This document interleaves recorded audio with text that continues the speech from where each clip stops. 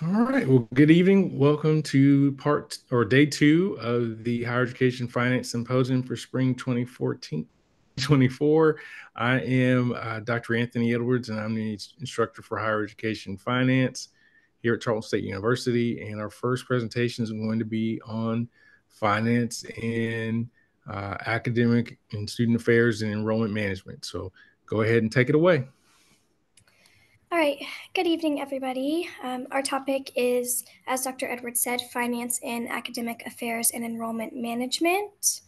We're going to go over our introduction today, and then we'll have literature review, observation insights, expert interview insights, best practices, and then we'll wrap up with a conclusion and some questions. For our introduction, first we have our scholars for this group. We have Patricia Kuczynski, Audria Mosier, Jessica Briscoe, Danielle Johnson, and myself, Rebecca Bowling. For finances in academic affairs and enrollment management, we found that it is a large part of higher education budget and finances.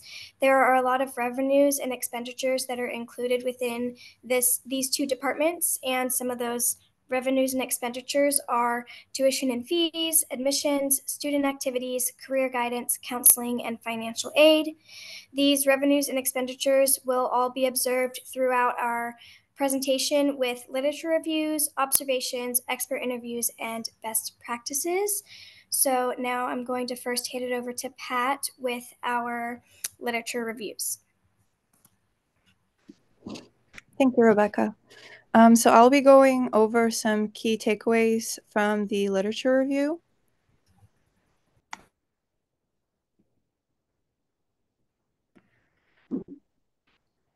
Strategic planning is crucial as federal support for higher education declines. Transitioning to a cost-centered approach challenges departments like student services and academic affairs, whose outcomes aren't easily measured by enrollment metrics.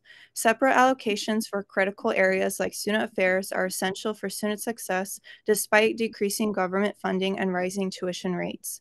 Tuition serves as the main revenue source for higher education institutions. Increasing tuition rates often leads to a decrease in enrollment, contrary to the assumption of increased revenue.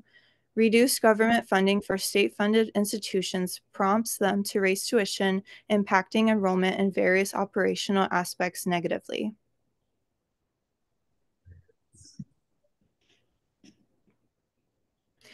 Higher education funding has evolved in response to legislative changes and economic shifts.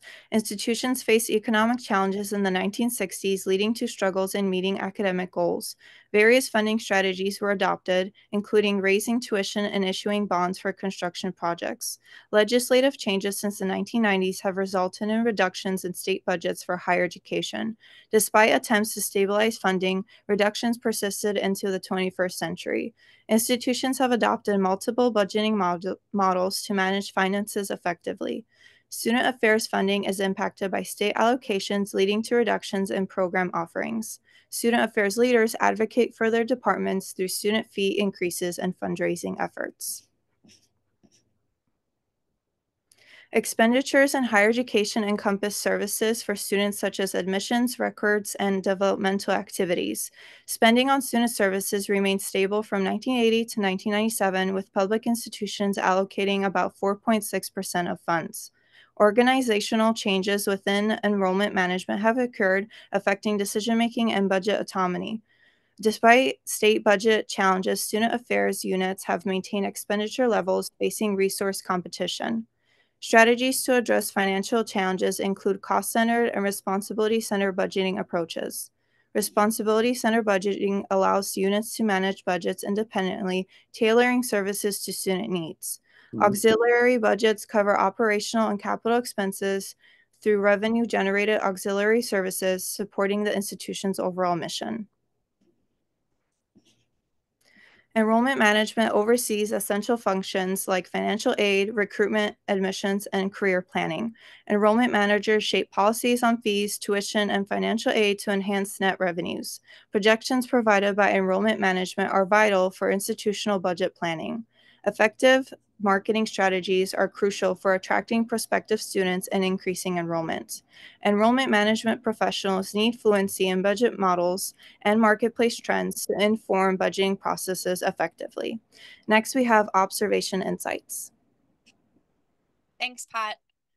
So we're going to be discussing the various finance services finance services at Tuskegee University, the University of Colorado Boulder, and the University of North Texas. So first is the Division of Finance and Business Services at Texas A&M. This group contributes many services to A&M's campus by providing assistance in the areas of finance, analytics, budgeting, enrollment, and business practices.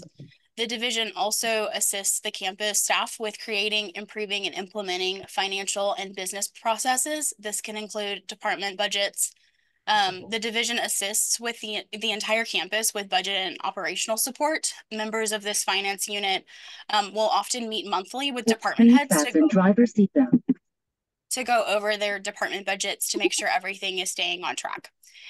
This division also has a student affairs finance team, and they provide financial and business support to the Division of Student Affairs, the Student Finance Organization Center, the Memorial Student Center box office.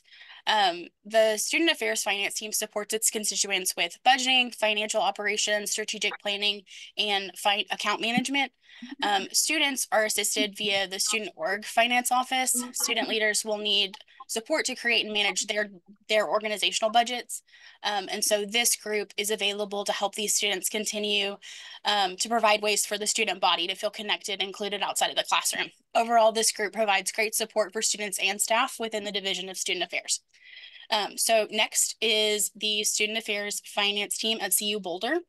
This team serves as a centralized hub within the Division of Student Affairs. It offers comprehensive assistance in financial and accounting matters. Their approach involves working closely with various departments to understand their individual operational processes. This allows their team to offer tailored guidance on accounting and financial procedures. The department has partnerships with key entities within the university, such as CU's Campus Controller's Office, the Budget Fiscal Planning Office, the Bursar's Office, Financial Aid Office, and the Office of Cash Management and the Treasury. They help to ensure staff follow legal regulations and organizational policies and procedures. The Student Affairs Finance Services team works closely with the Division of Student Affairs to support and facilitate financial decisions within their units. They assist directors and department heads in managing procurement purchases to fulfill the unit's programming requirements. Additionally, they also act as a policy resource for departments within the division and provide interpretation of campus and university fiscal policies when needed. They support staff in the areas of budget planning, financial reporting, and analysis, which includes standardized monthly reporting, ad hoc analysis when requested, and forecast modeling. They also assist with setting the rate for tuition billing and other revenue sources on campus, cash management, and posting payments in multiple software systems. Lastly, they assist departments with the creation and funding of positions, the recruitment process, and payroll management for both professional and student/temporary employees. Lastly, we're discussing the student accounting team within the Student Finance Services Department at UNT. The student accounting team provides students with information on the different billing practices at UNT. This relates to finance and student services and enrollment management because it's a department that serves student finance needs and helps the university's budgeting and finances by assuring that students stay enrolled and get their tuition and fees paid for. This results in revenue being brought back into the university. The UNT Student Accounting Services handles the complete collection and billing of tuition and fees, veteran benefits, tuition benefit programs, tax reporting, processing waivers, exemptions, sponsored student billing, and they also handle refunds. Through all of this, they are helping to ensure that students have support in order to enroll and attend the school knowing they can afford it in some way. Their website offers services to estimate tuition costs and enroll in a tuition payment plan. Enrollment management offices help students with financial services, and therefore UNT's Student Accounting Services connects to that in the resources they provide for their student body. So next is Jessica with our interview insights. Thank you. So our group interviewed individuals who are within the Student Services Department at different colleges, and also have to deal with budget on a daily basis. So the first interviewee is Dr. Becky McBride. She's the Vice Chancellor of Student Services here at Bloom College. So when asked, how do you integrate higher education finance into your role? She concluded that she learned by including others in budgeting and reconciliation process. The staff are able to grow, to have a better understanding of how the pieces fit together and become more productive in their roles. When asked how does finance relate to student support and student success, she says that higher education finance is directly related to student support and student success. Students have assistance in lifting barriers, especially financial ones, and are able to attend college. And this is mostly directed and related to financial aid, scholarships, and different revenues that come in to help students with their college education. She also says as a recommendation to research your college and how it's funded, understand the majority of your students and receive aid and how they pay for college. Also understand the politics of finance in higher education and how your state views funding education in general. It will impact the employee as your institution. So now we have Erin Porter. She's the director of Aggie One Stop at Texas A&M. So Aggie's recommendation is to start at home with a personal budget. She said, make sure you know what's coming in and what's going out on personal finance levels. And if you can manage your budget at home, you can use that same skill and translate it to managing department's budget and operating budget on a larger scale. She often recommends that you make sure to educate yourself on higher education finance. If your university doesn't do a good job of formal training, seek that training out for yourself and research on your own. That way you'll have a better understanding of finance and how it actually helps you in your role. So next we have Delissa Falks. She is the Assistant Vice Chancellor within Enrollment Management at Texas A&M. So when asked, how do you integrate higher education finance in your role? She said, from a finance perspective, it is important to know where the money comes from and how that state allocates funds to the university. This is to ensure you utilize restricted funding correctly from your departmental budget. When asked about her most memorable experience, she talked about when the university president or CFO presented to the students a presentation that basically explained and gave them opportunity to understand current situations as far as the budget, and then they asked questions about funding and where it comes from, and also how leadership was allocating it. Next, we have Jim Atkins. He is the Executive Director of Finance and Chief Business Officer of Student Affairs Division, University of Texas at Austin. So he believes that the budget environment, in his most memorable experience, he said the budget environment made it challenge to maintain our offering of programs and the commitment of quality to our students. He said, while it wasn't easy to manage the budget, it was extremely rewarding to collaborate with the deans and the chairs and the faculty to find a workable solution to help students and also promote success. He believes that higher education finance allows those who work directly with students to focus on student support and student success, knowing that resources will be available for them to do their work. And lastly, we have Dr. Ben Martin. He's Assistant Vice President for Enrollment Management at Howard Payne. He believes that higher education finance might look at making sure that there are things to do within the week or the weekend to keep students entertained and on campus. If there hasn't been a budget plan to do these things for students in different support areas and activities, the students are not being able to be supported properly. And this is mainly towards student engagement, just making sure students are, engaging on campus with each other, having a social life on campus, as well as still promoting academic success. Dr. Martin also added that the more knowledge you have on how to manage money, the better things will be for you. He believes that it's important to invest in yourself in the topic of money and finances and have enough knowledge to help others and be useful in your position. And now we'll have best practices. Thank you, Jessica. So best practices, creating a budget for any campus anywhere on on there is going to be very important, that it remains balanced and it meets the needs of the campus and students. But that's a little more specific when it comes to student affairs, because you're looking at stuff like academic support services, tutoring, advising, health services, counseling, financial services, stuff to make sure that students are going to be successful. There are two large pieces in that equation, and it's whether to acquire debt or not when looking for funding, and then which formula the state is going to use to provide funding.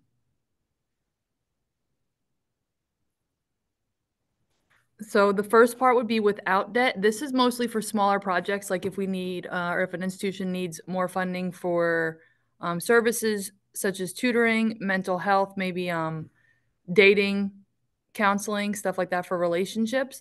One way to do this is a pay-go. This is using funds that are already in the institution, but they may be in another fund or be in another area. They can take money from there and pay it back in the future. This does not have any interest. There's no interest accrued for this. Capital fundraising would be raising funds for a specific project that are only to be used for that project. It can go nowhere else on the institution. It has to be directly whatever is listed for in the fundraising. That's where it has to remain. This also does not have any interest.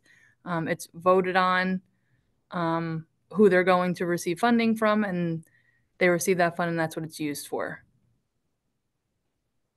The next would be to acquire debt. You can have bonds. These are voted on by stakeholders, and it's paid back over time. They will usually have interest, but it may be a smaller amount of interest. The second option would be to take loans from a financial institution. Those will be repaid over time, and those will have interest rates. That depends on the credit score of the institution, how much money they already have out. These are usually used for larger projects if they need to add more buildings or they need to add a whole nother department for something. These are going to be the kinds of things that a larger project would need to require debt. The second part of this is the formulas. The formulas don't come from the institution. Instead, they come from the state, but it's how they get most of their funding. It's used to determine funds to provide equity between schools. They may be used based off of enrollment numbers, size of campus or the building, the value of the programs, and the programs being offered. If these programs being offered are going to add value to society, the state using this formula is going to put more value to it. They're going to provide more funding. There is no right or wrong formula. They are created differently by each state. Whichever one they decide, that's what they do. Some states provide additional funds based on performance at the school. So if they have high graduation rates and their programs are valuable to society, they're going to end up being able to acquire more funding.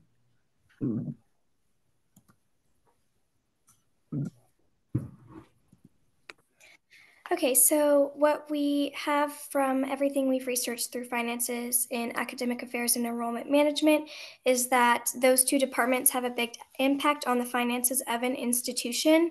The revenues and expenditures that they bring in and spend contribute greatly to the budget of the institution, and the financial managers who are part of those departments are important individuals who help support, maintain, and change the budget and finances of the institution depending on how they are impacted each year.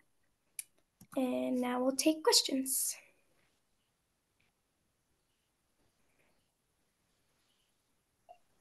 What was the most interesting thing that you learned when researching all of this?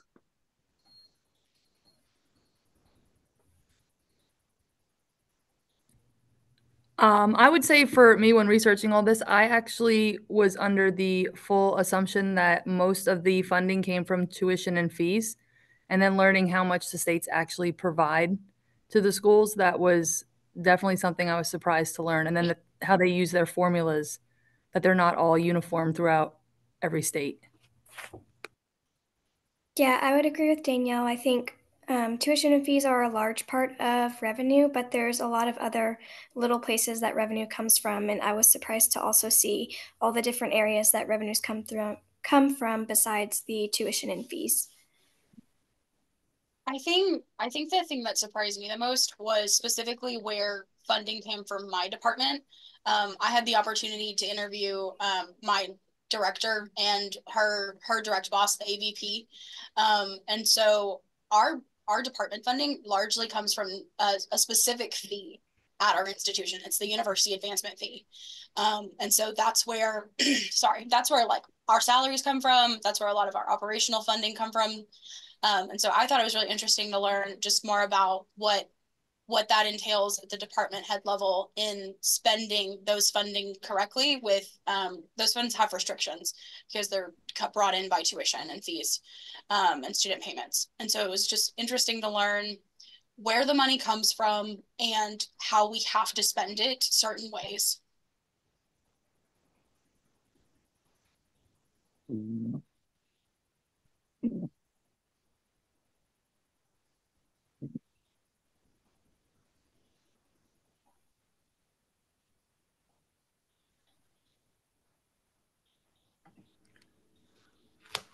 Outstanding job. I appreciate the work that you all put in this project. It's clear that you all spent a lot of time going over it, and I'm excited about getting ready to read your final paper.